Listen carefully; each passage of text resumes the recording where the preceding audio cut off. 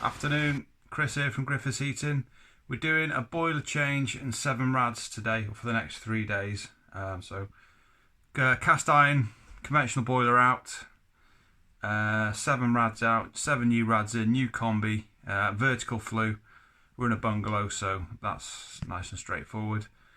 And it's my first boiler change using the press kit. I just want to give you my thoughts on using the press system on a boiler change. So here's the offending article. It's a Valent Pure EcoFit Pure 30. I started this install this morning. It's now 2:30, and we're, to all intents and purposes, done. Gas there. Obviously the special yellow rain gas fittings, flow and return, condense, hot and cold. System filter, yeah, it looks really neat, really shiny. I would have never have done that this quickly in soldering. I'd have minging hands all over the place. There'd be burnt walls, soldered flux stripped everywhere. Yeah, it would have just been a nightmare. But yeah, it's worked really well for this install, and it looks really good. I'm really pleased with it. So while we're broadly on the subject of tools, with the video being mostly about the use of the press gun, I'm not really a tool guy.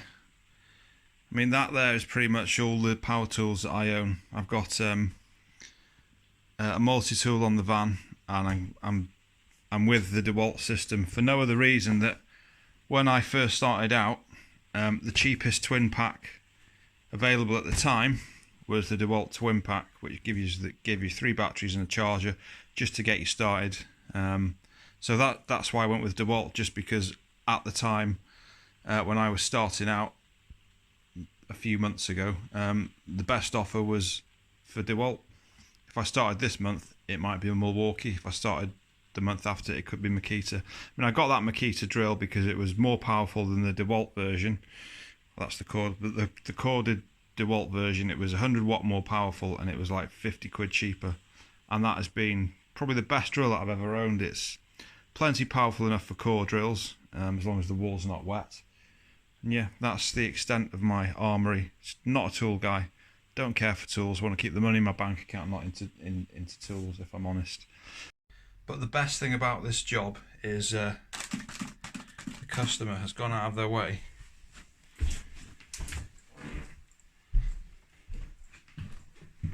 to get me stacked to the gills in biscuits coming out of my ears, and they've gone out for the day and left me alone, which is always a bonus. Kettle, tea, fruit juice,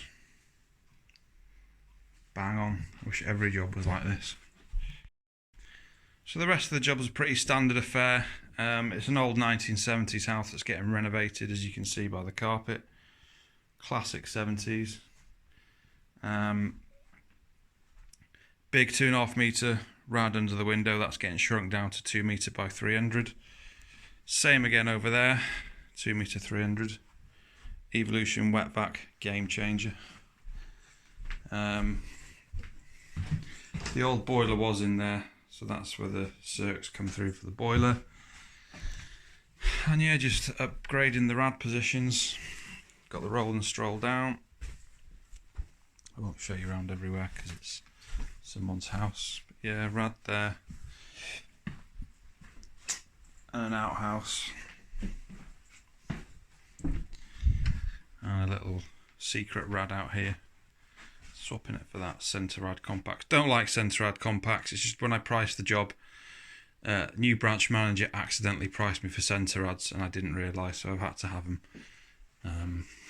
What I don't like about the centre rads is the brackets here, especially if you're on a renovation when you need to shufty the rad side to side on the brackets. There's just no movement on it. The Stel rads, my preferred rad, is much better. So here's the problem with centre rad radiators. We're on an existing renovation job, so we've got the existing pipe sizes there. Quite often it's not feasible to alter them, or the customers don't want them altered, or there's just furniture in the way and it can't be moved, and for whatever reason you've got to match the rad to the pipe size. I've managed to match this pretty close, Usually they're 75 or 100mm out. The problem with the centre rad is when you mount the bracket on the wall and you hang the radiator, sometimes you've got to shift the radiator slightly on the brackets just to get it right for the pipes. And on the steel rad you've got that much movement, but on this you've got maybe 8mm in each direction, which isn't ideal on a renovation job. Fine.